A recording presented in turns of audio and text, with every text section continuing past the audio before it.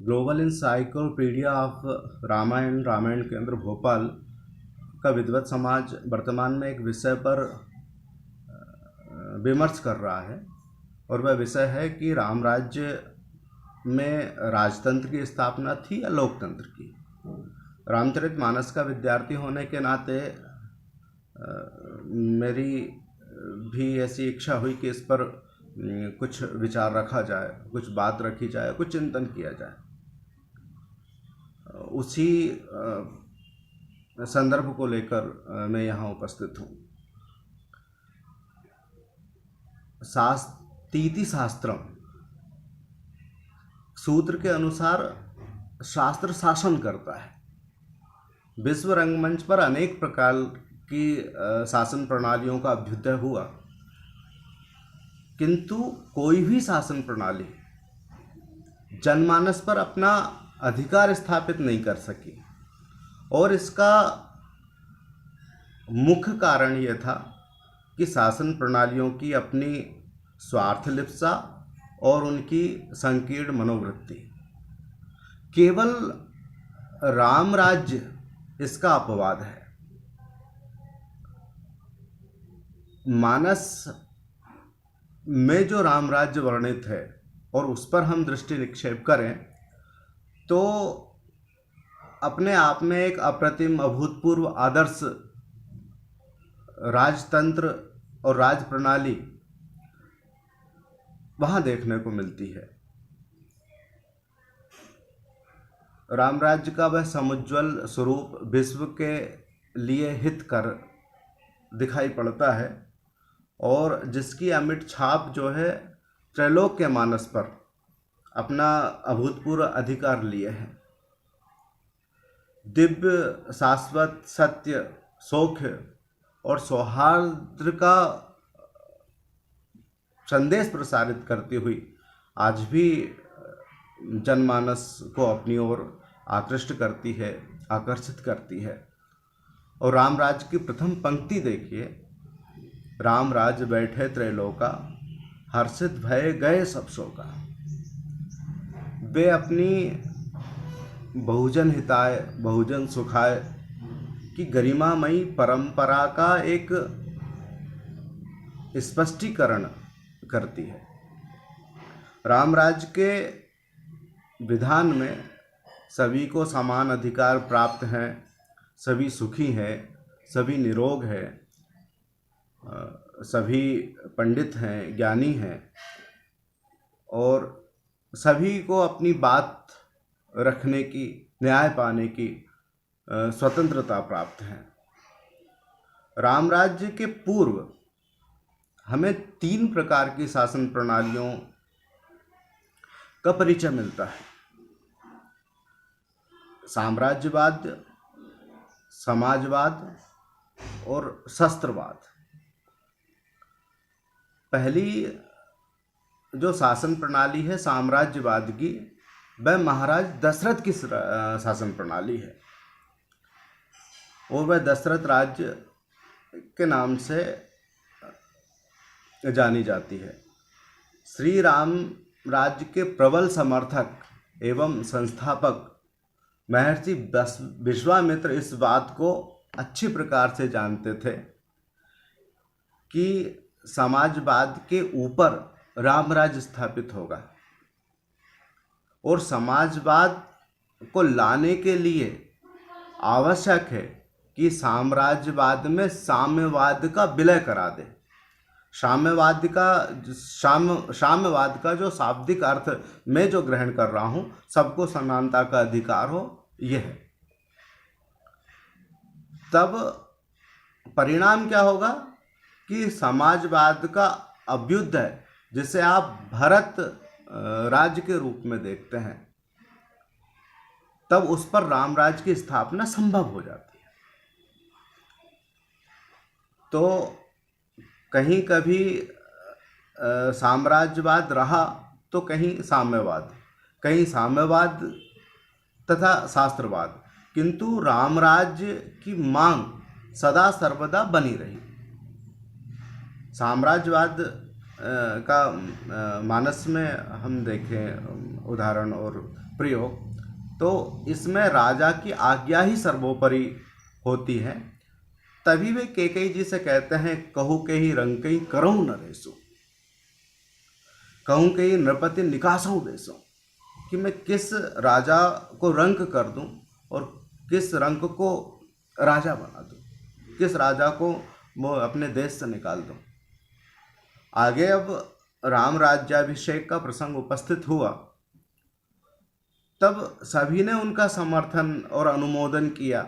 गुरुजी ने कहा कि बेगी विलंबना करे नृप साजे समय समाज। मंत्रीगणों ने कहा कि बिनती सचिव करहीं कर जोरी, ज्यों जगतपति बरस करोरी। ये साधु साधु कह के अनुमोदन करते हैं। प्रजाजन की एक अभिलाषा है कि काली लगन कल भल केतिक भारा, पूजिए विधि अभिलाष हमारा। वह गौरी गणेश मनाते हैं कि वह लग्न कब होगी, वह दिन कब होगा, वह समय कब आएगा, वह कल किस समय पे राम का राज्याभिषेक होगा। उसके लिए वह स्तुति और प्रार्थना करने लगते हैं। तो राम के प्रति एक जनमानस में एक व्यापक स्वीकृति देखने को मिलती है। किंतु महारानी कैकेयी ने राजा से वरदान मांग लिया और जब राजा को विवश कर दिया तो अभिषेक जो है वो वनवास में परिणत हो गया। प्रजा विलखती रही, पर राजा के समक्ष उनका कोई मूल्य नहीं रहा। यह साम्राज्यवाद का उदाहरण है। दूसरा है साम्यवाद। साम्यवाद महाराज जनक का राज्य है। सामवाद का शाब्दिक अर्थ है जो मैंने अभी बताया कि समान व्यवस्था में जिससे किसी प्रकार का वैषम्य ना हो, विषमता ना हो, सब समान हो, ये साम्यवाद है। जनक जी का राज्य इसका प्रतीक है हर स्तर पर। मैं उदाहरण प्रस्तुत कर रहा हूँ कि पुरनर नारी सुभग सुचि संता, धर्मशील ज्ञानी गुणवंता, नगर नारी नर रूप निधाना, सुधर सुधर्म सुशील सुजाना। यह आचार साम्य हुआ। आप व्यवहार साम्य देखें कि जनक भवन की शोभा जैसी, ग्रह ग्रह प्रतिपुर देखिए तैसी। आचार विचार, आचार व्यवहार, प्रवृत्ति, समस्त जीवन के उपयोगी जो साधन वह समान रूप से सबके पास सुलभ है और एक जैसे हैं। ये एक साम्यवाद की सर्वोत्कृष्ट व्यवस्था है जो जनकपुर के राज्य शासन में देखा जा सकता है। तीसरा है रावण राज्य। वो शस्त्रवाद है। मैं जब रावण राज्य की चर्चा कर रहा हूं तो एक निवेदन ये भी है कि इस पर हम वर्तमान के संदर्भ में भी विचार कर लें कि हम रावण राज्य, आज की जो शासन प्रणालियां हैं विश्व में, वो रावण राज्य की कितने समीप और कितने करीब पड़ती है या राम राज्य से कितना दूर पड़ती है। तो आज के विषय में ये चीज़ें प्रासंगिक होनी चाहिए। रावण राज्य शस्त्र बल से आतंक उत्पन्न करके मानवीय नियमों का उल्लंघन एवं सामाजिक व्यवस्था को भंग करना इनका उद्देश्य है। द्विज भोजन मख होम सराधा, सबके जाई करो तुम बाधा। तो उन्होंने अपने परिकरों को ये आदेश दे रखा था कि जहाँ ब्राह्मण भोजन हो, जहाँ यज्ञ हो, जहाँ श्राद्ध हो, जहाँ से जो मठ और आश्रम है, जहाँ से सैन्य बल, जहाँ से राज्य को शक्ति मिलती है, जहाँ से विद्या का बल मिलता है, जहाँ शोध कार्य होते हैं, उन सब को नष्ट किया जाए। तो वो भेजते थे मारीच को, सुबाहु को, ताड़िका को कि आश्रम में कोई जहाँ से राज्य को बल मिलता हो, जहाँ से अवध को बल मिलता हो, जहाँ से अन्य राज्यों को बल मिलता हो, तो उस केंद्र को नष्ट कर दिया जाए।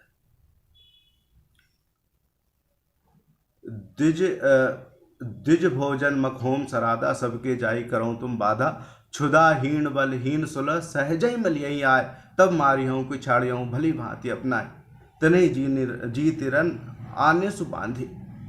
तो ये शस्त्रवाद का उदाहरण है। अभिप्राय यह है कि मानवता का उत्पीड़न शस्त्र के द्वारा करके वस्तु मूल्य की प्रतिष्ठा एवं उपभोक्ता मानव का अवमूल्यन करना। चौथा जो वाद आता है, चौथी जो शासन प्रणाली आती है, वह भारत राज्य के रूप में समाजवाद की स्थापना।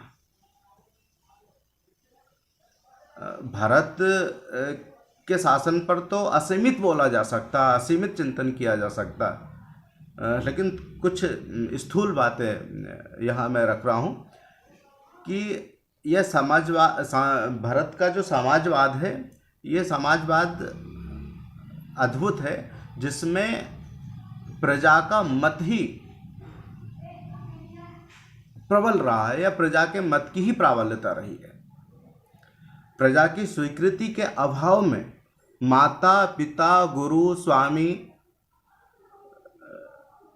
सबने कहा था कि भरत राज्य भोगो, लेकिन सबके आदेश की अवहेलना करके प्रजा के मत के साथ तादात्म्य से जुड़े रहे वह भरत। उनकी आज्ञा नहीं मानी, गुरु की, माता की, पिता की। और माता कौशल्या, उदाहरण प्रस्तुत करता हूँ कि माता कौशल्या ने कहा कि परिजन प्रजा सजीव सब अम्बा, तुम ही सुत सब कह अवलंबा। पिता दशरथ जी कहते हैं कि सुदिन सोधि सब साज सजाई, देहु भरत के राज बसाई। भरत को राज्य दे दूंगा। गुरु जी कहते करऊं राज पर परिहरऊं गलानी, मानो मोर बचन हित मानी। किंतु प्रजा का कोई मत न मिलने से भरत ने राज्य को स्वीकार नहीं किया। आगे चित्रकूट में जब प्रजा ने अपनी घोषणा स्पष्ट रूप से कर दी, तब राम जी की, रघुनाथ जी की आज्ञा मानकर उस राज्य को ग्रहण किया। सुबस बसई फिर सहित समाजा, भरतई राम करई रूप राजा। ये विशुद्ध जनतंत्रीय व्यवस्था है और विशुद्ध जनतंत्री समाजवाद है, जिसमें व्यक्ति की योग्यता एवं आवश्यकता के अनुसार ही कार्य किया जाता है। भरत 14 वर्ष के लिए शक्तिशाली नेता है और उन्हें प्रजा को राम राज्य के योग बनाना है, जिसमें साम्राज्यवाद में पली जनता प्रजातंत्र को अपने में समाहित कर सके। क्योंकि साम्राज्यवाद का सीधा परिवर्तन या साम्राज्य का सीधा हस्तांतरण जनतंत्र में नहीं हो सकता और संभव नहीं है।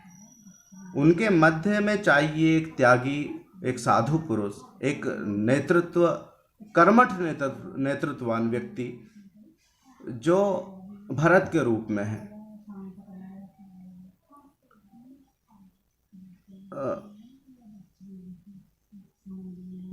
दशरथ राज्य और राम राज्य के मध्य ये 14 वर्षों के लिए भरत जी की यही भूमिका थी।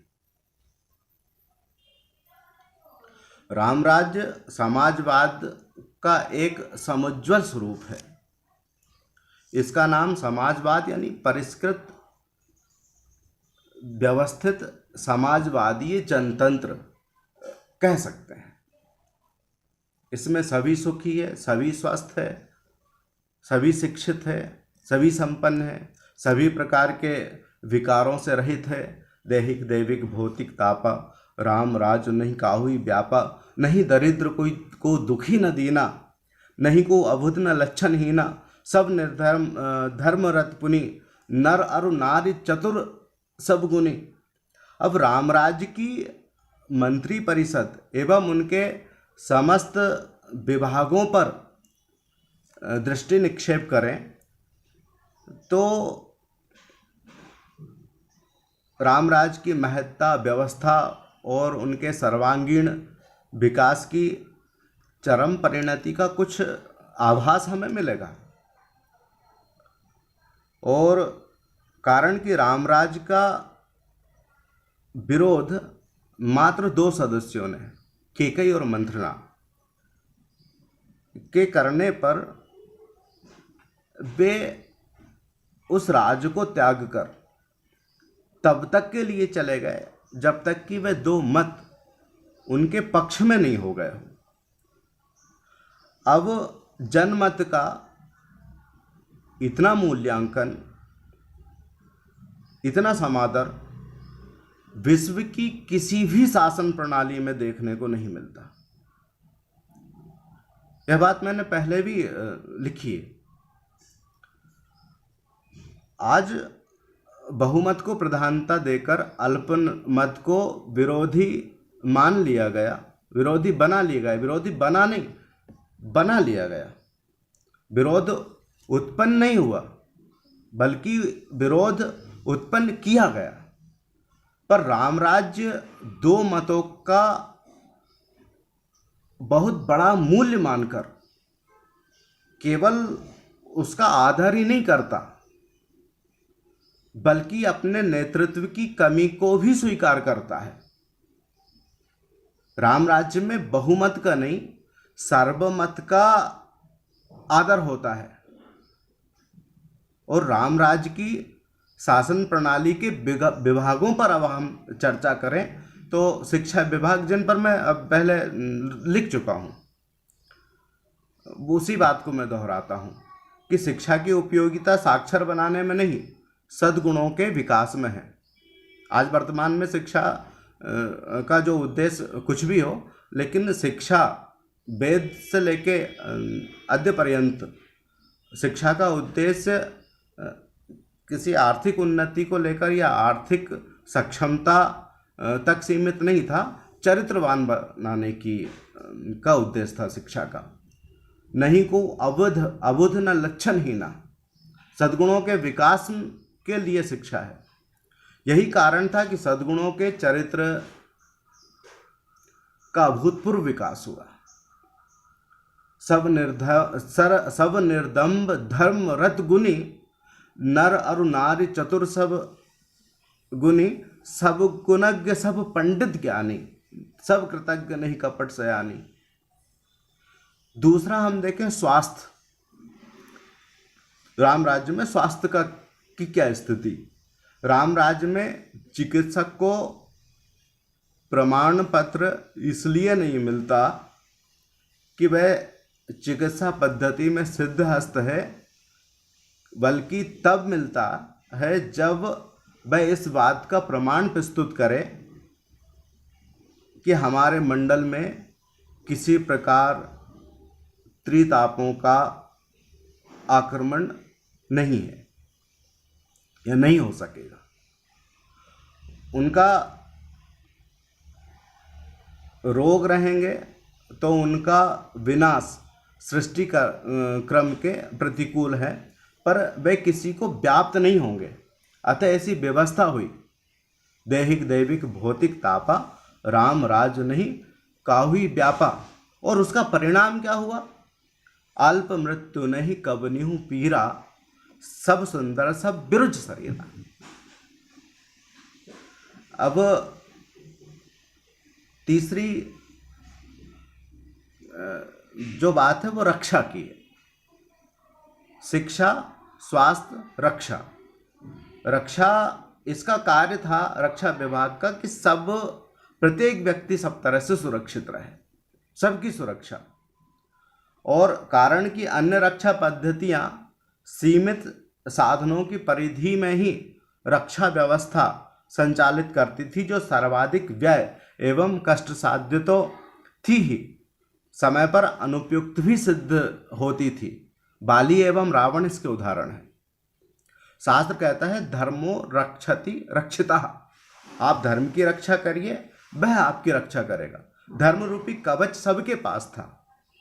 वर्णाश्रम निज निज धर्म निरत वेद पथ लोग, सद चलई सदा पावई सुखई नहीं वह शोक न रोग। धर्म का स्वरूप धर्म न दूसर सत्य समाना, जिसे सभी मानते हैं वही सत्य मानव धर्म है। जो किसी का विरोध करे वह धर्म नहीं हो सकता। महाभारत के वन पर्व में इसका स्पष्टीकरण है। धर्मम यो न बाधते धर्मो न सधर्म को धर्म कहा, अभिरोधातु यो धर्मा सा धर्म सत्य विक्रमा। महाभारत वन पर्व 131:11। समस्त भौतिक साधनों से संपन्न होते हुए भी रावण एवं बाली की पराजय धर्म स्वरूप कवच के न होने से और उसके अभाव में ही हुई। अच्छा, जहाँ रक्षा की बात, अगर हम वर्तमान संविधान और संवैधानिक व्यवस्था की चर्चा करें, तब भी बिना धर्म के आश्रय से कोई भी शासन प्रणाली नहीं चल सकती।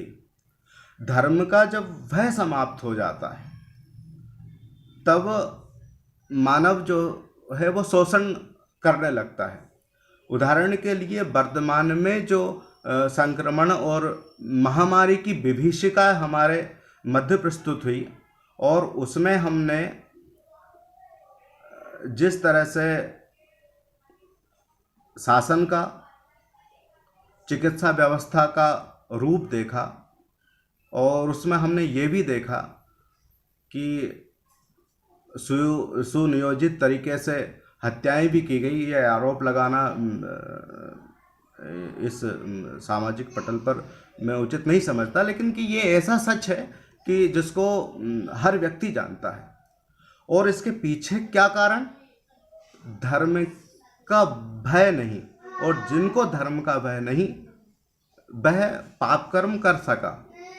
वह जिसको धर्म का भय नहीं, वह व्यक्ति के प्राण लेने तक, प्राण हरण करने तक भी जनता का शोषण कर सकता है। इसलिए रक्षा के लिए धर्म की अत्यंत आवश्यकता है, और बिना धर्म के कोई भी शासन प्रणाली अपने अस्तित्व में नहीं रह सकती। इसलिए रक्षा के लिए धर्म की आवश्यकता है। चौथा है वित्त विभाग। इसने मुद्रा को नहीं, वस्तु को महत्व दिया। कभी भी अर्थ संकट या अवमूल्यन की स्थिति नहीं उत्पन्न हुई।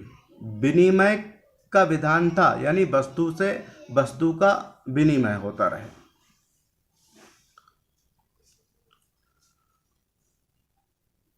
बाजार रुचिर न बनई वर्णत वस्तु बिनु पथ गाइए, जह भूप रमा निवास तह की संपदा की मिगाइए। और परिणाम यह हुआ, नहीं दरिद्र कोई को दुखी न देना। खाद्य विभाग में सत्संपन्न सदा रह धरणी, पृथ्वी धन धान्य से पूर्ण है, क्योंकि जलवृष्टि समय पर आवश्यकता अनुकूल होती है। विदुमही पूर्व मयूखनि रवि तप जित नहीं काज, मांगे बार देहि जल रामचंद्र के काज। अब खाद्य समस्या जो है वो धान्य उत्पत्ति पर आधारित है, और उत्पत्ति पर वृष्टि का आधार, वृष्टि यज्ञ से होती है। गीता का उद्घोष है कि यज्ञात् भवति पर्जन्या यज्ञ कर्म समुद्भवा, अन्नात् भवति भूतानि पर्जन्यादन्न संभवा, यज्ञात् भवति पर्जन्यो यज्ञ कर्म समुद्भवा। यज्ञ पद्धति का प्रयोग सुवृष्टि हेतु करना इस विभाग का कार्य था।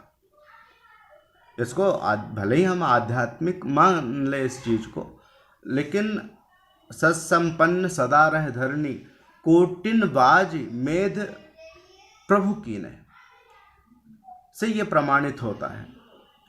विद्युत अब सहज प्रकाश में दिव्य सबको उपलब्ध करा दिए गए थे राम राज्य में। बहुमनि रचित झरोखा भ्राजई, ग्रह गए प्रतिमनि दीप विराजई। और वह मणिद्वीप कभी निस्तेज नहीं होते थे और किसी केंद्र से संचालित ना होकर स्वयं प्रकाश रूप थे, स्वचालित थे, ग्रह ग्रह में लगा दिए गए। अभिप्राय यह है कि राम राज्य एक विशुद्ध जनतंत्र राज्य है जिसमें सभी शिक्षित है, सभी सदाचारी है, सभी निरोग है, सभी सुखी है, सभी स्वस्थ है, सभी सुंदर है, सभी सच्चरित्र है। यही कारण है कि प्रजा का जो भी मत होता वह राष्ट्र के हित में होता था। राम राज्य को राष्ट्र राज्य से अधिक महत्वपूर्ण था। अन्य शासकों ने राज्य के लिए राष्ट्र का बलिदान स्वार्थवश किया, किंतु राम ने राष्ट्र हित के लिए राज्य को त्याग कर ऐसा उदाहरण उपस्थित किया जो आज तक बेजोड़ है। अतः इस पर मैं कोई निर्णय नहीं दे रहा हूँ कि राम के राज्य में राजतंत्र था या लोकतंत्र, किंतु सब लोग सुखी थे और जहाँ सब लोग सुखी हो वह राज्य एक लोकतंत्र ही होता है। अस्तु।